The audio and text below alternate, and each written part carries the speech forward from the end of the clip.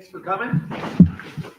The signing day press conference. Coach, I'm going to ask you, if you don't mind, just to open up with just a few comments. Sure. On what we know so far and what you can say about the class. Yeah, we have really good class already assigned, and waiting on a few more things that may go a little bit later into the day. But right now we have 18 guys signed. Really good class, 7 Ohioans. I'd like to kind of go through each of these guys as we go through the press conference, but this is a group that a bunch of these guys jumped in early on, and they give us a great support to our already strong team. But I'm going to just start off alphabetically and go through some of these guys. I really feel strongly about the Armstrong twins, the year that they had, coming from a great program in St. Ed's. Obviously what they did as a team this year, and they led the way. Guys have been tremendous in terms of their development throughout their high school career, and you're seeing them play their best football, and we're very excited about them. Mylan Graham, we recognized him early on in the process. Brian did a great job of building that relationship up. We think he gives us a lot, and it has a really bright future ahead of him. Max LeBlanc is at the Baylor School. His family is from Canada and Montreal.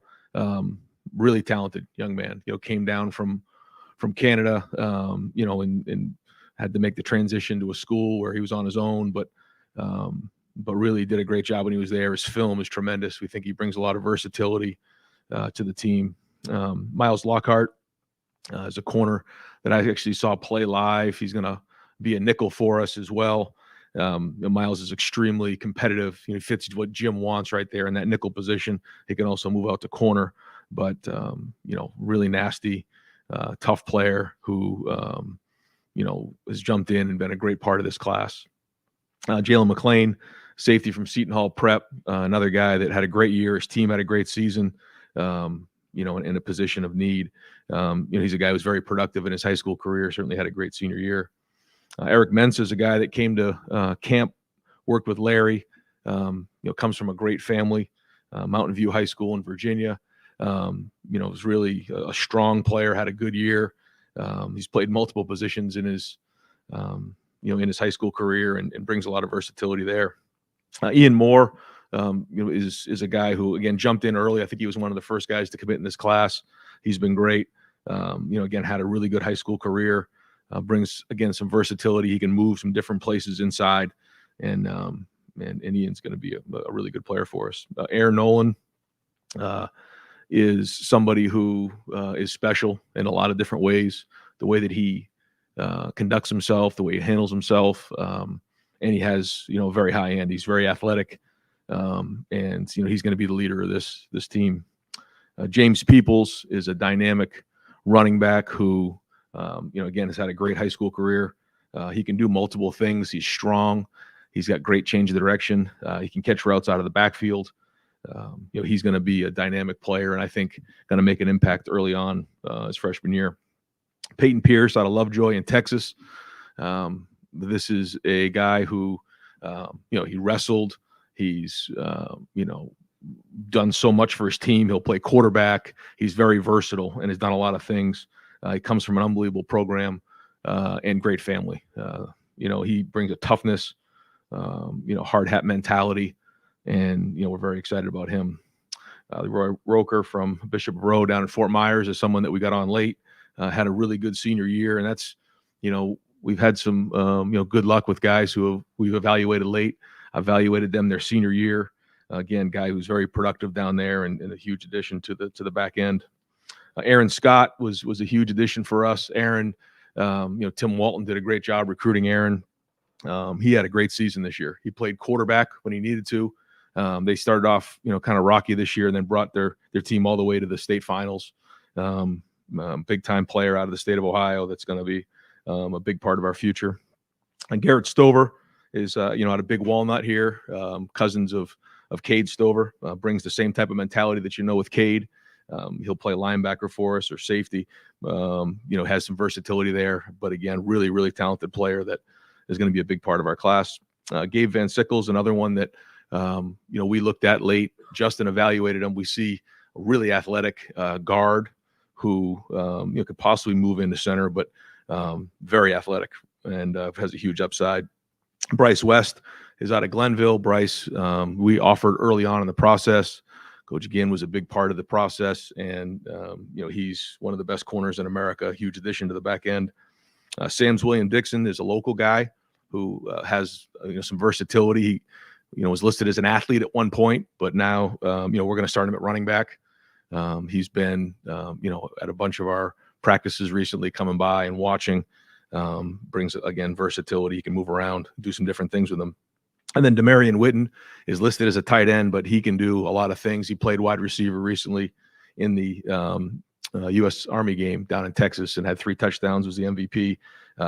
Really dynamic, out on the perimeter. So those are the guys right now that we have signed. We're still waiting on a few other guys to kind of see how that goes. That may go on, later into the day or into the night. But those are the 18 guys, and our guys and staff did a great job with these 18. Thank you, Coach. We're going to open up the questioning. Far left, Brendan Gooley, BuckeyesNow on SI. Coach, I want to ask you specifically about Demarion and his skill set. I know you like his versatility and his speed. What is it about that kind of player who lines up in so many different places for a team that needed him to do different things that allows you to project what you think you can get out of him when he comes here? Yeah, it started early on when Coach Ginn had him as a young player and told me this kid is special, and he said, he can be the best receiver in the country.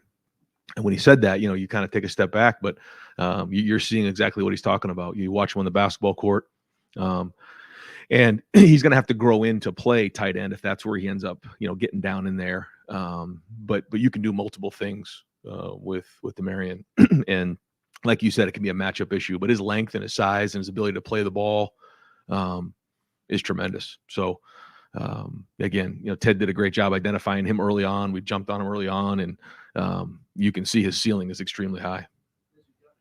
Deontay and Devontae, obviously the tape kind of stands for itself, but off the field, what impresses you about those 2 guys?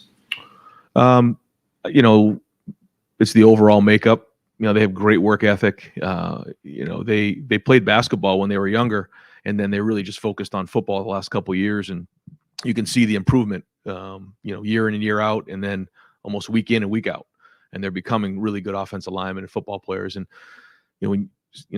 sometimes you don't grow up playing the position, you have to grow into the position a little bit, and you're seeing that. And they're both bigger guys, they're long body types, and you just see them get more and more comfortable playing the position, understanding, the technique and how to bend and get low. And they come from a great program, and they're well coached. So, all the above. Front row, Dave Biddle, 24/7 Sports. Ryan, in your estimation, is the recruiting on the offensive line and defensive line substandard for Ohio State standards? Why or why not? No, I mean, we try to, identify the guys that we think are the right fit for us, and we go get them. I'm really excited about the guys that we have. We think that, they really fit well with what we're doing on offense. And you have them in camp, you see them in camp, you see what they're going to do, and you project into what they're going to be.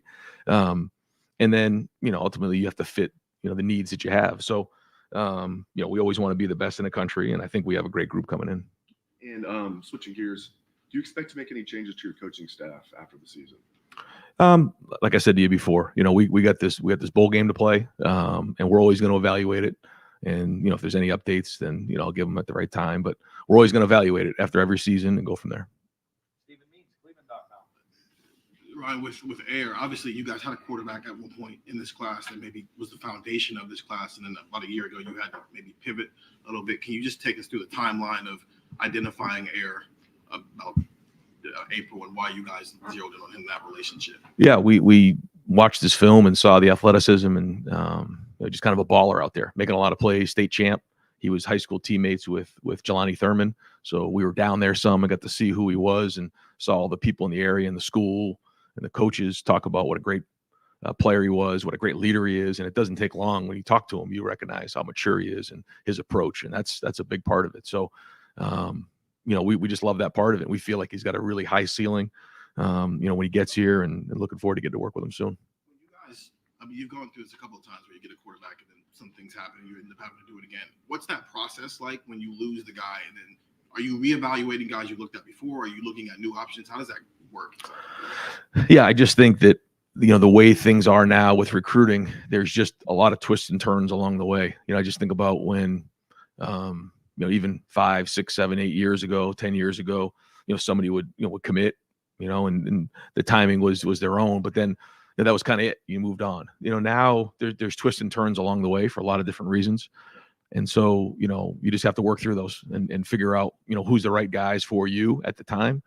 And then, fill your 85 and that's what it is. But, there's a lot of twists and turns along the way. And now you have, you have the high school class, then you have the portal, and you have different parts to make sure your roster's right. One more. Obviously, he's walking to a room where there's now a quarterback competition that maybe nobody was expecting at this point. But with true freshmen who are expected to early enroll, and I know you've been through this before, but back in 2021, but what has to happen for a guy to be, as a true freshman in your experience, to actually be ready to contribute in year one in a way where you can look at him and go, okay, maybe he can be our starting quarterback? Yeah, you don't know till they get in and just start to, how quickly can they learn the offense and get used to it and learn from their mistakes. You can't replace experience, but some guys just, you just see it early on. They can handle the information. They can handle, what it takes. And, most guys, it takes a little time to get that figured out. A lot of guys want to come in and play right away because it sounds good and they're anxious, but that always isn't the best in terms of their development. But each guy is unique, and we get a better idea once we get going with spring practice. Yeah, I've had a lefty before. Andy Anders, 11 Warriors. Yeah, just wanted to ask about the trio at cornerback. It feels like a position that ended up really strong for this class. So can you go through those guys in a little more detail? I know you touched on them before, but just what you feel you got in that trio? Yeah, well, I think Tim has done a great job identifying talent early on and then building relationships and going from there. I think you're seeing the way that our corners are playing. You're seeing Denzel, IGB, Jordan Hancock starting to play at a high level. And I think that's a big part of the recruiting process, seeing it on the field in Jim's defense. And so, we've identified these guys early on and recruited the heck out of them. Aaron Scott was somebody who came to camp early on, and it was a hot day out there, and he grinded. I mean, he went for, I think an hour and just, everything we threw at him as a young player. He had a broken wrist. He kept working. And then we could tell there was a toughness there. There was just a grit there. He wanted to earn that scholarship, and he did that day.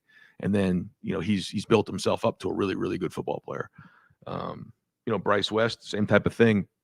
Again, Coach Ginn early on believed in this young man and, said, this guy's going to be a great player. And so, we recruited him, but then offered him pretty early in the process. And then you could just see the way he played that next year. He was much more aggressive. He was tackling, making plays. And he just continued to become a better and better football player. And you know what you're getting when you get somebody out of Glenville,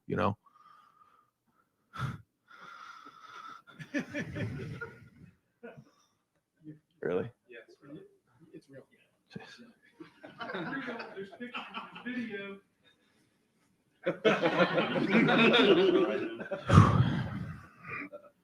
I'm nervous for you. Yeah, if you want to take us through Yeah. your emotions real quick. How you feeling? You got to The address floor is that. yours. You got to address that one. Yeah. Well, I don't know if everything's in yet, Jerry. You got to check to make sure it's in. Hey, Mike, you want to check with Justin? Yeah. Before I do something and get myself in trouble. They're still flipping right now, though. What's going on? It's been flipping for a while, Yeah. Tim. Imagine all day. Yeah. Okay. What was the question? Actually, I think you had answered. Talking about cornerbacks. Yeah, The guy you right. had gotten to was Miles. Right.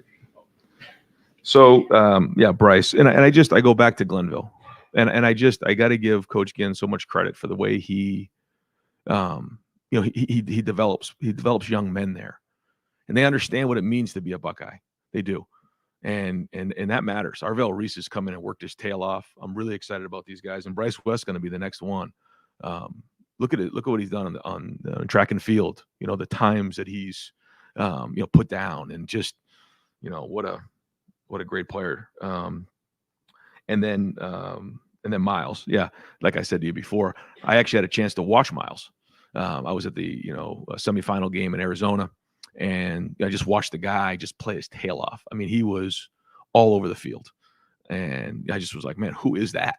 And then you can just see him start to come on as a player, and so again, I think really when you talk about needs, you're talking about 2 lockdown corners and a really feisty nickel in there.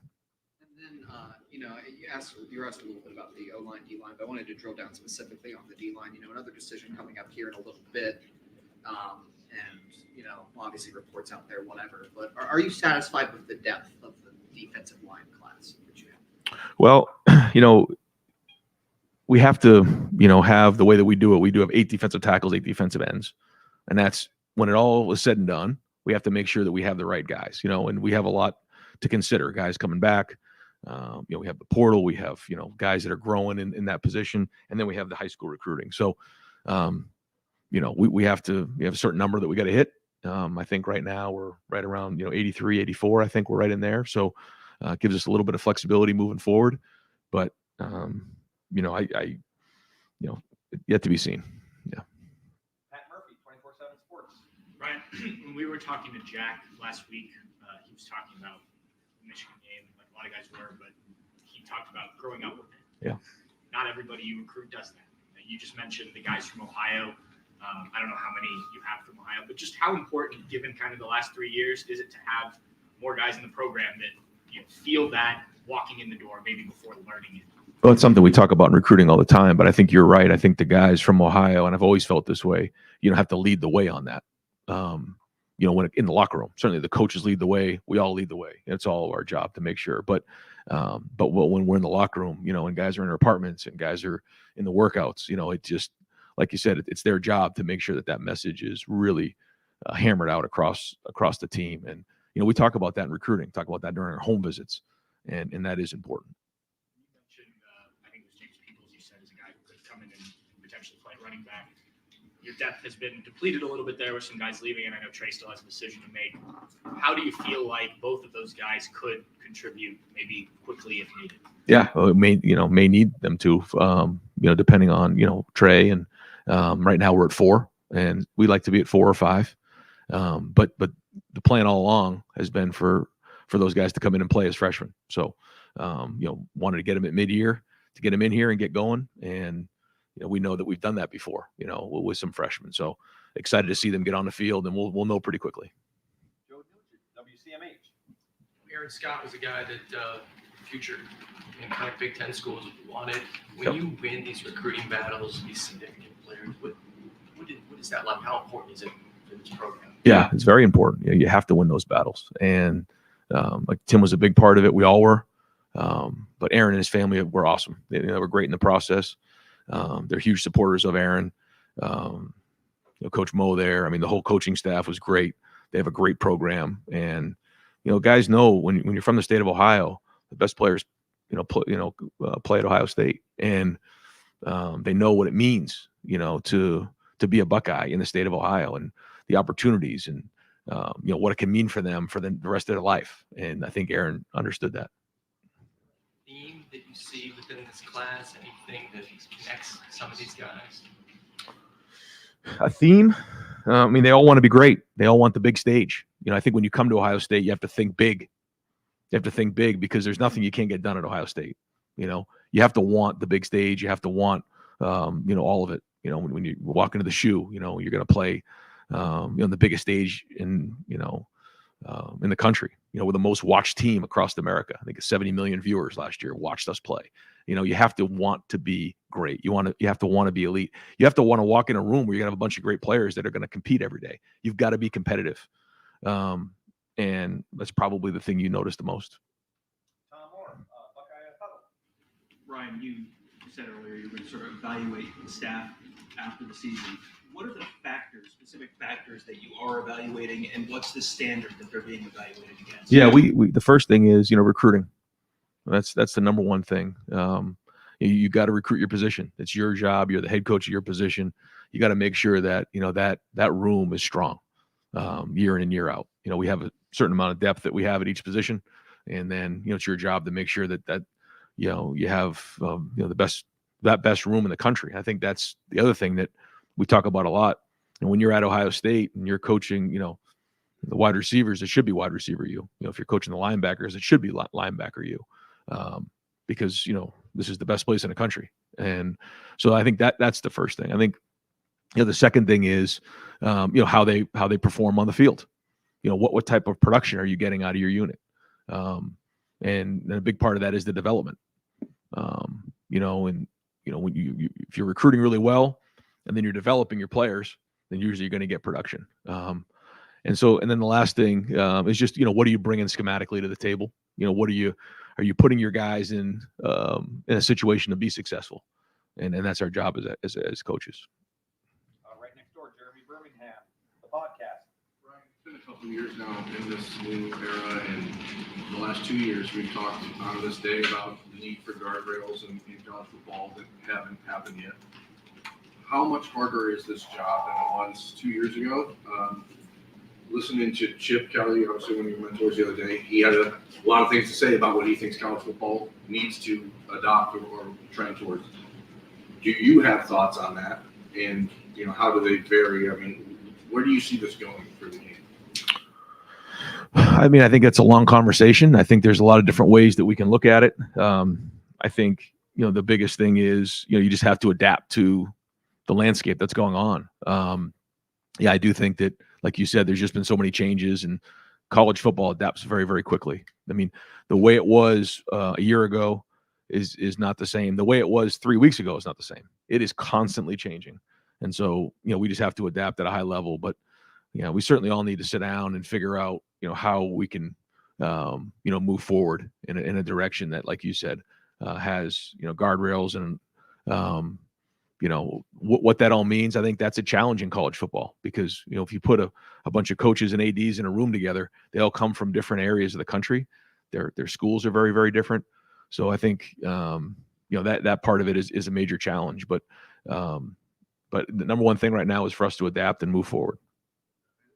As this cycle comes to an end and you start looking ahead to the next one, can you look ahead and see what the next speed bumps are?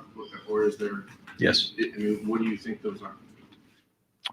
I just think right now it's roster management across the board and all the things that come with that. In making sure that, you have a team, not a bunch of individuals, but also making sure that, you're advocating for your players and they are getting what's fair. I think that's the big balance right now, and making sure that you're building something that's sustainable. I think that's all really important.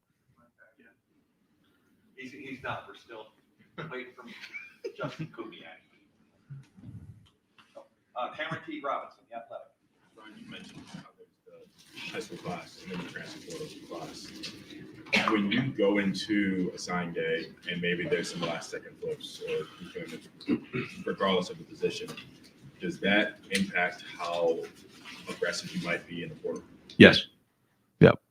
At what point do those conversations change? Like, at what point are those conversations, okay, this person's leaving, we need to get right away? Is it a couple days later? How does that process work? I think you always have contingency plans in place for if something were to change. So you always have your board and your list, and Mark does a great job of being organized in terms of now, just like in the NFL, you have your draft board, and then you have, the free agency, and you have the pro scouting, just like they do there. Well, we have the transfer portal, and then we also have, high school recruiting, and then making sure you fit, all the pieces the right way. Again, the goal is to have the right 85 when we kick off in the preseason, and it's a long way. We got to go through another, phase in May where transfer portal opens back up. There's a lot that goes with that. So, we wanted to make sure we did a great job finishing up, and solidifying, this group right here. And then, it's on to the next phase as we continue to build towards August. As the transfer portal continues to grow and be more important to college football, how do you prioritize high school class transfer portal? Well, we always want to develop players. We want to bring in high school players and develop them. I think that's how you sustain a program, and that's how you have stability along the way.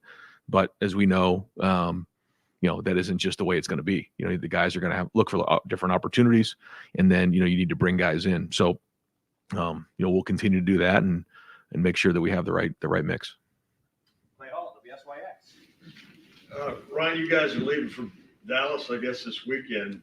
Is Marvin in, JT, Trey? Do you know what you're dealing with? Yeah, I think I've allowed those guys to kind of do their own thing. I don't want to, kind of put their stuff out there, but we got a good group playing in the game. Yeah, we do. And, we're going down there to win the game. And we've had a good, few weeks of practice. And, again, the Cotton Bowl is a great bowl. We have a really good opponent. So, this is a great opportunity, like I said before, for Devin to go in and be the starter. And, we want to finish the season the right way. Have they practiced? Who's they? Our team? Marvin. Oh yeah. Guys have been at practice and, Trey, JT, yep. Oh yeah. They've all been out there. And, so no, we're going to have a good group going down there. One other thing, I've had a number of questions about Larry Johnson. Have you had to answer questions whether he's retiring or staying? It's funny. Guys have brought that up over the years in recruiting, but he's young. He's, in terms of his approach every day, he's got a lot of energy, and he wants to continue to coach. And, the guys in the room love him. And so, yeah, no, he's still got a lot of energy when it comes to coaching, and he still has a passion for coaching. And, his wisdom, his experience is the best in the country. And our guys know that. And they certainly, people recognize that in recruiting. Think he's back? Yes. Spencer Holbrook, Letterman Row. Ryan, do you believe in you've built a program now for the last 5 years? Do you believe in program momentum? Just as a term or an idea? I think, you have different waves along the way, and you can, as you're winning games and things are going during the season, you can feel that, and certainly, when you lose a game, certainly around here, it can take a toll on you. You got to regroup and move forward. But, one thing we're not going to do is panic and overreact. I think that's easy to do in today's day and age with, social media and things that can come into play where, people can feel like, we need to overreact and panic. We're not going to do that. But at the same time, when things need to be changed and things need to be addressed, you got to address them. And that's the bottom line. Since Thanksgiving weekend, not on the field, but also, closing out this 2024 recruiting class, there's a lot of noise from the outside about just like what has happened and does this program have positive momentum? How do you, on a day like today, celebrate the wins that you've had in this recruiting class while also, you said that you want to recruit at the highest level in the country, but when you lose guys who you thought were going to be in the boat, how do you celebrate the wins, but also understand that you might not have closed where you might have wanted to close in some areas? Yeah, you just focus on the guys you have, and I think it's important. You don't focus on, the guys you didn't get. You focus on the guys that you have, because that's what really matters. Because ultimately, it's going to be, the guys who are in that locker room and the guys who are going to be on the field. And so, we know that there's a lot of twists and turns along the way. And ultimately, what matters is, the team that we have in August. And then we got some really good guys here that are going to be really good football players. Going back to recruiting, how exciting is it to add a guy like Garrett Stover, considering Cade's cousin? You mentioned he brings in that same kind of hardworking mentality. And then also, can you elaborate on what Sam Williams-Dixon brings in with his versatility at running back? Yep. Again, both Ohio guys that we talked about before are going to be important, for that locker room to, they understand what it means to be Buckeyes and growing up in the area. Certainly, Garrett just being, part of the family anyway, watching Cade and all that. But and then Sam, with his versatility growing up, just outside of Columbus. But both are really good players, and they're going to bring that mentality when they come to work every day, a toughness, and so they got to lead the way. Guys who are, closest to Columbus got to lead the way, and those are two guys that will.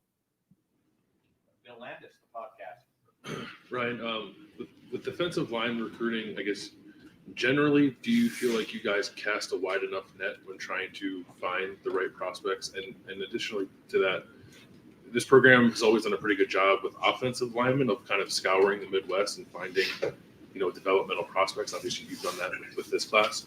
It just doesn't seem to happen as much on the defensive line, and I'm wondering maybe why that is. I think when you say, cast a big enough net, I think so. I mean, we recruit from coast to coast. When you look at our roster just across the board and, where our guys are from. And, I think we're looking from coast to coast. You look at, I guess, in our D-line now, you got a guy from Germany, you got a guy from Seattle, you got guys from different parts of the country. So I think, we're looking for the best we can possibly get and best fit. And so, yeah, I mean, Jack Sawyer's from right down the street. I mean, we've got guys from Ohio, and I think everyone wants to come in and develop, at a high level. But I think we've done a really good job, like you said, in the O-line of identifying those guys and having physical guys that are going to come in and work and and want to be at Ohio State and become veteran players. So I mean, two different positions, but I feel like we are casting that net, yeah, and also developing. When it comes to Larry, it just seems like, again, and I'm sure in the future they're going to keep weaponizing it against you. The fact that he is, I believe, 72 years old and has been doing this a long time. What is the plan, I guess, to combat that, to stop other programs from using that against you as you move forward? Well, I think the other part of it, the flip side is that this is a guy who's developed unbelievable players, and some people can talk about how they develop and everything. Like Larry's actually done it, and so there's a body of work there, and and also he's got a lot of wisdom to him, and so when you're going into a room every day with somebody, you're counting on them to mentor your young man, and I think that's where families feel comfortable with that. When they hand their son over to Larry Johnson, they know what they're getting. They're going to get someone that's going to pour into them in all areas. And, he's done that with so many different people. And so, he's going to continue to work. He's got, again, a ton of energy, and, he's working hard. Recruiting is just like everybody else. There's certainly different challenges these days, as but he is adapting, and we're going to have a really good D-line next year. I have one signee on the defensive line right now. I think if you guys get good news, at most you'll have two. It just doesn't feel like, I know you're waiting on some guys that were currently on the roster to make some decisions, and that complicates things. But I guess generally with this class and the last couple of classes, do you feel like you've hit the number and quality of defensive linemen you need to? Yeah, I do. And I hear what you're saying. I think, when you look at the guys that we have right now in our numbers, it's 8-8, and then we'll look at what these guys are going to do. We have some guys who are really talented who are playing as sophomores and juniors, and if they decide to come back, that's they take up a lot of the then you also have Kenyatta, and you have Caden, and you have Mitchell, and these guys are all really good players that are going to play next year as well. So for a young player who wants to come in and develop and work through and work into the lineup, it's a great opportunity. But ultimately, it's going to come down to what's on the field. And, if we have to look in the portal, if there's a hole, we'll do that as well. But no, I feel like, right now that room is a good room, and, it's a little bit, going to be year to year in some different spots because of the way that, things shake out in the portal and recruiting right now. So I feel good about that room, but, we'll keep looking at it and make sure that we got the right group in August. Nathan Barrett, Cleveland.com. We haven't talked to you since Kyle's decision became public. Just anything that you could say as to ways that you think you could have handled that better, or how surprised were you at the way that sort of went sideways?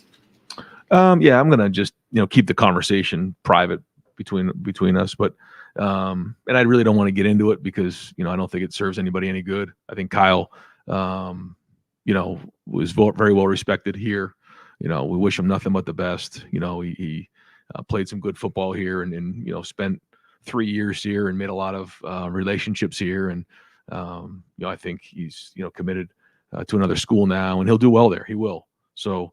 I don't think it's worth getting into all right now, but certainly wish him nothing but the best of luck. There's a lot of guys in that room that care about him a lot. That decision then led to a lot of speculation as to how much you guys would get involved in the transfer portal with the quarterback. How did you look at that, approach that, and ultimately what, I guess, decisions have you made about that? Yeah. I think that, competition is very, very healthy. I think, Lincoln's really been coming on. Excited to see Air, get going here this spring.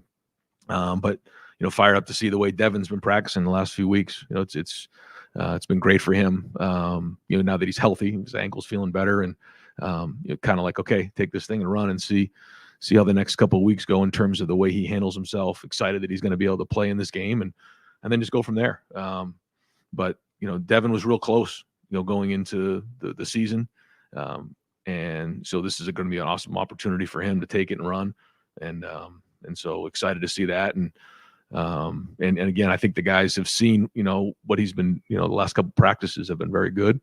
But also, Lincoln and Air, I mean, these guys are talented young men who want to get on the field.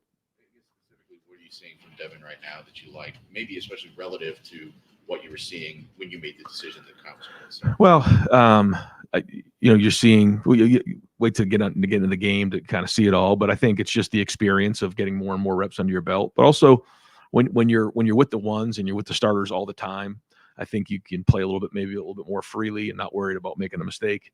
And so that's been good to see. Okay, Mark, we pause for yeah. Okay. All right. Okay, pause. You guys want me to answer some questions? Go, you boy. Yeah, actually. Put it on speakerphone, Jerry. Yeah.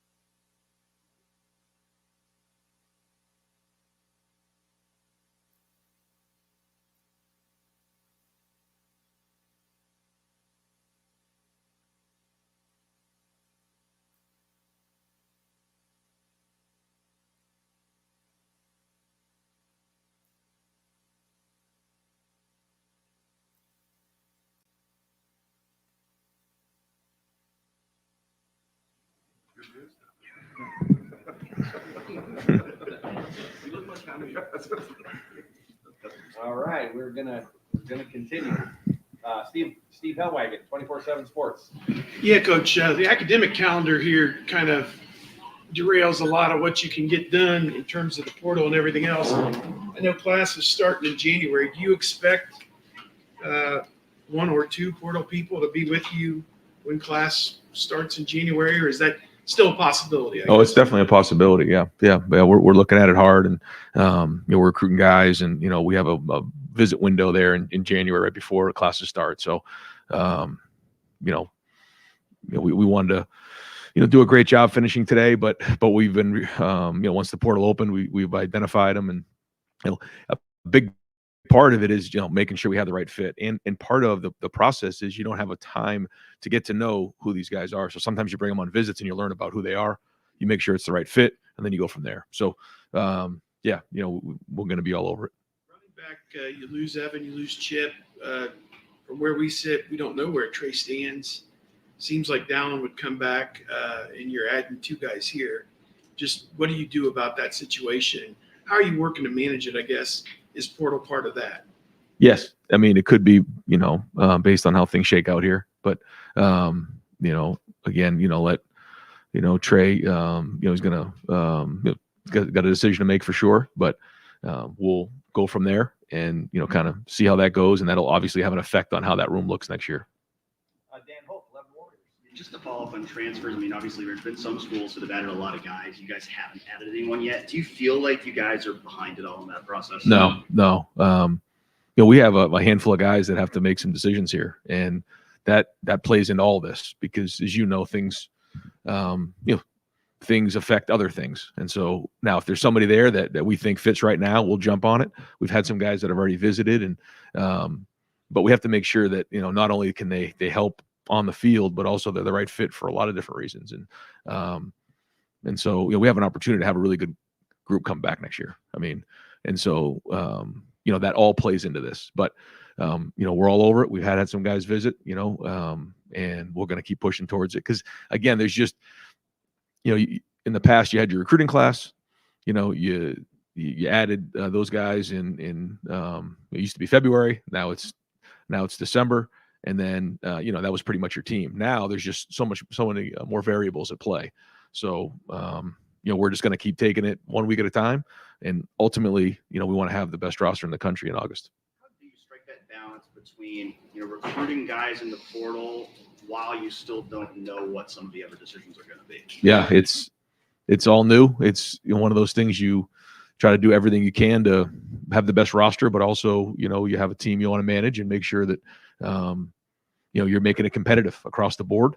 But yeah, that's part of this run right here from, the beginning of December all the way to, really through January is interesting. There's a lot of dynamics at play. And so you just take it one day at a time and do the best you can. But it's a different balance than certainly has been the case in the past.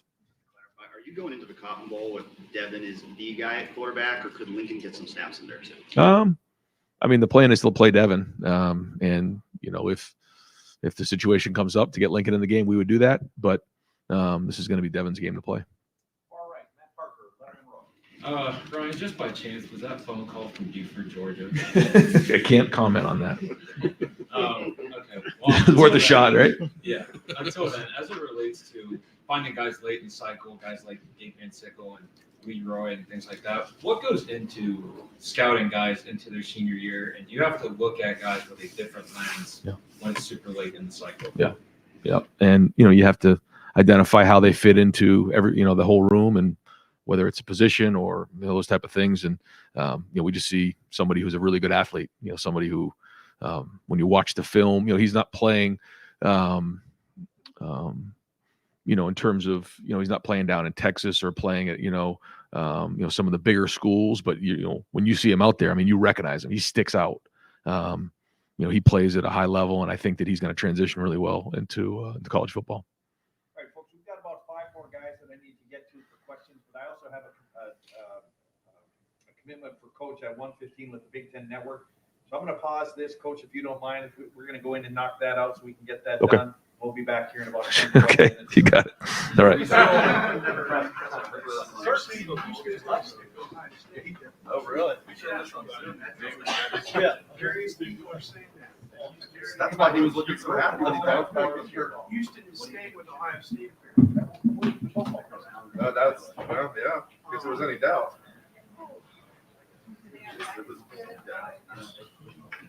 You've got extra cap dollars. It seriously doesn't like NFL. Oh, Von Bell, that's the Panthers. Okay, we got to re-sign Jermaine Pratt instead. It's insane.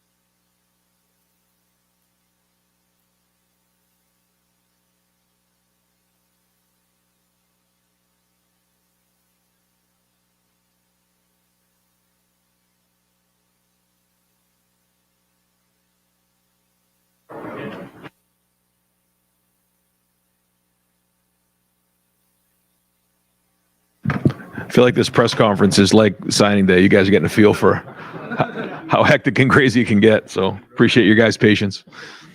Right, I know. We'll take 3 here. Let's finish this thing up. Ryan, in this era, how has it become harder to hold on to guys late in the process and go like wire to wire with? I don't know if you've had good news lately, but some guys, the fact that it seems like it's become more common in this era. You know, like I said, now it takes twists and turns along the way, and you keep swinging. You know, there's going to be guys that, you know, commit early. There's going to be guys that commit late. There's going to be back and forth along the way.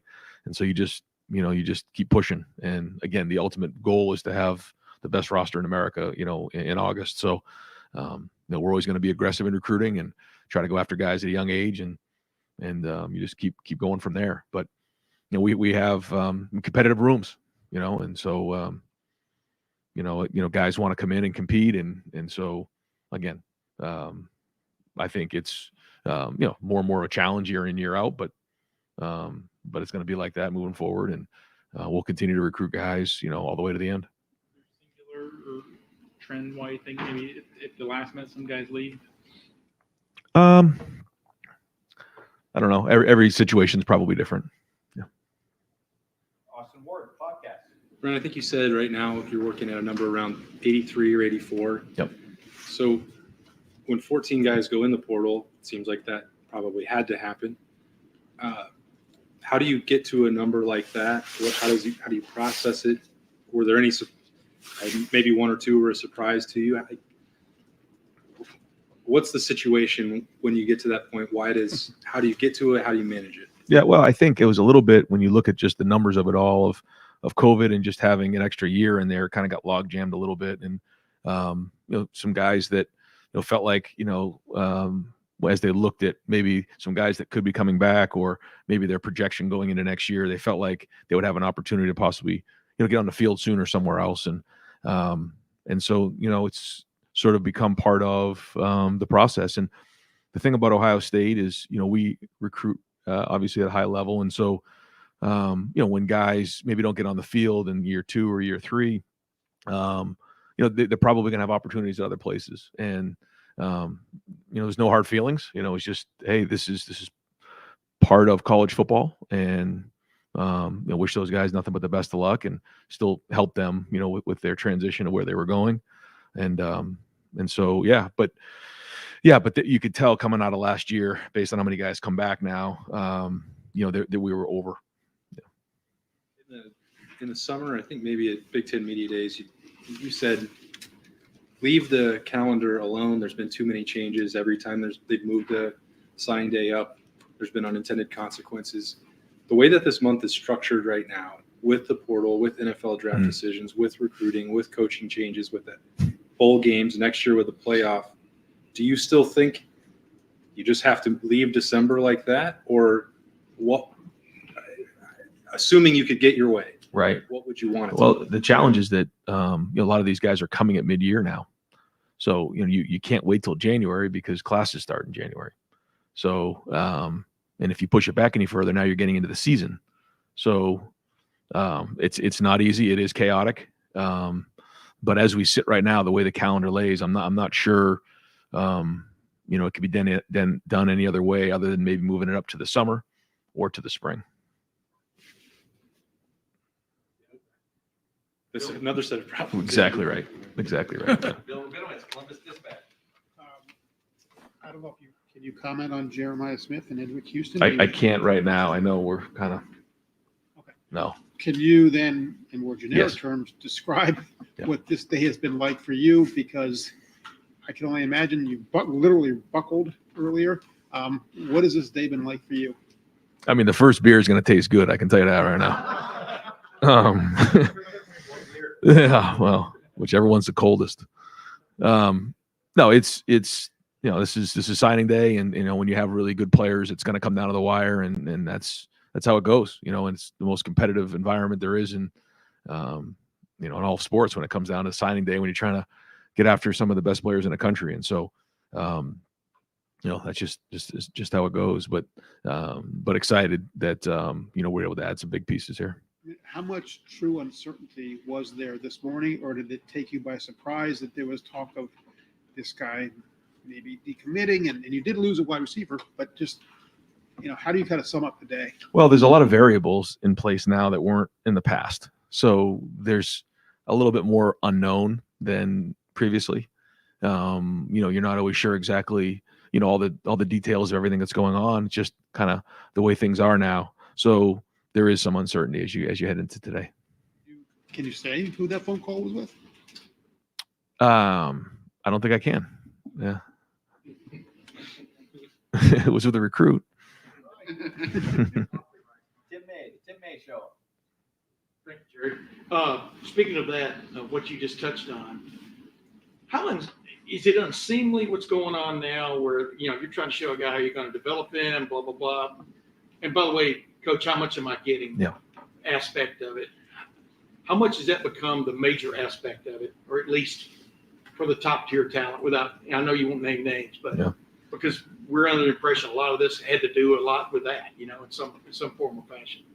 I think it's become a bigger part of it every year, and the opportunity is become different, and so that's part of it that you have to figure. But you also have to figure your own team, your own roster, your own locker room as well. So there's a balance there, and I think we're all working towards adapting to that and making sure we find the right balance.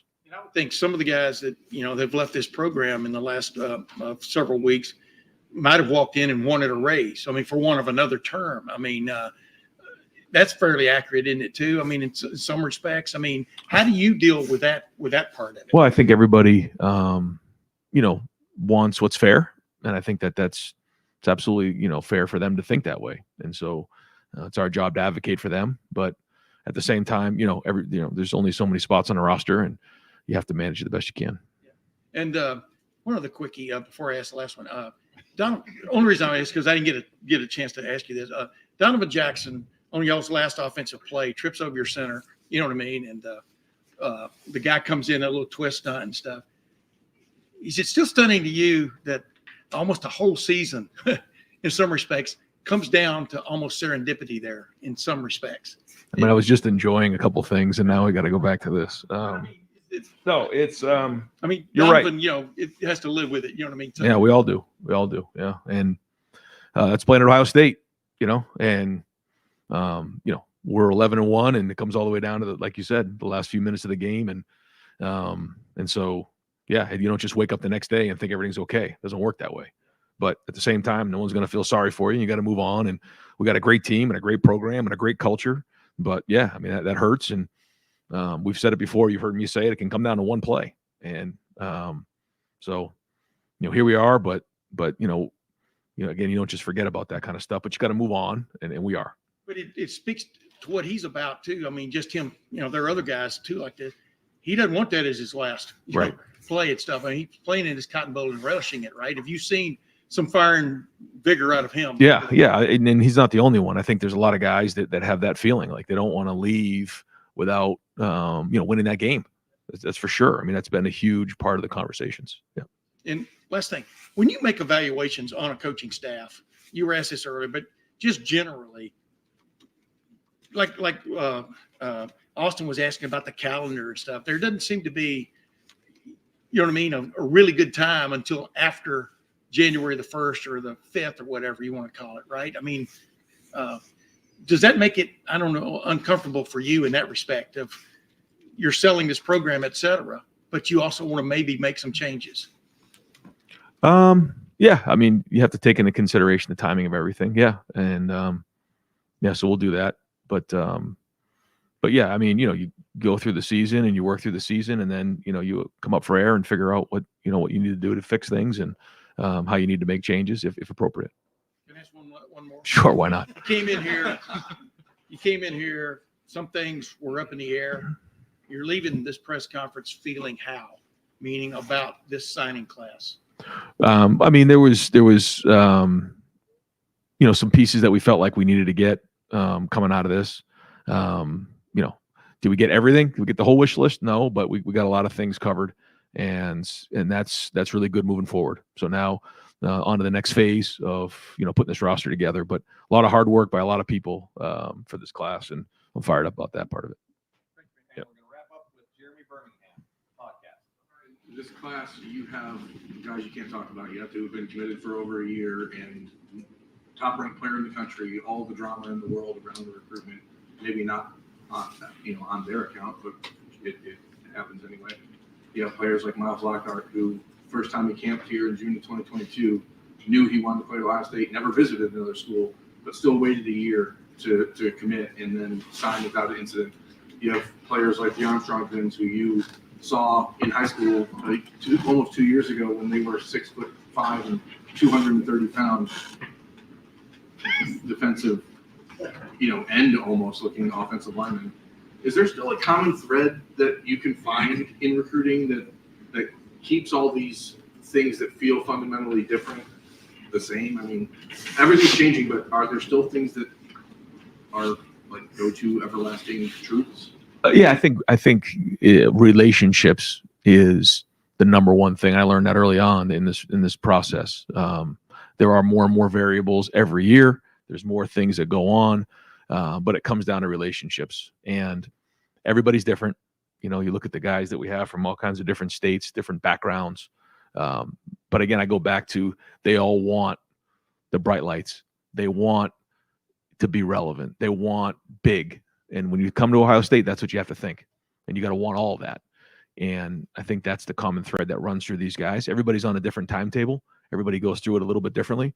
But ultimately, they all get here and end up, starting fresh. You said you didn't get the entire wish list. There's still decisions that have to be made for the NFL. What's left on that wish list if you project ahead to February or the portal? I mean, where do you look at it and say, this may be a spot we need to shore up?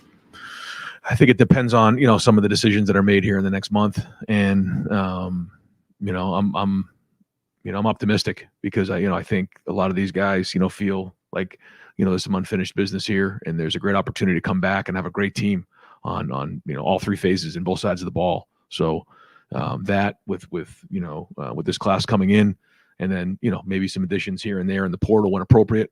I think we have a chance to, and again, what's the goal? The best roster in America in August. So we're going to keep working towards that. Coach, thank you very much. Am I allowed to talk about that one? Yeah. Yeah. So make sure I'm good. Yeah. So we can talk about Edric. Yeah. I said the word. Edric Houston. Really, really excited about Edric. This is somebody, Larry worked hard on this one. Comes from an unbelievable program down in Buford. We feel like he's an impact player day one. And it's a long process to get the signing day here, but we identified him early as somebody who was a difference maker. And again, I give Larry a lot of credit for the relationships he built down there. Tim Walton is a guy from down in Georgia who did a great job in this process as well. And his family and his coaches have been huge in this process. So that was a big one for us for sure. Yes, that was him that I talked to. Appreciate you guys. Thanks for your patience, guys. Appreciate you. Thanks.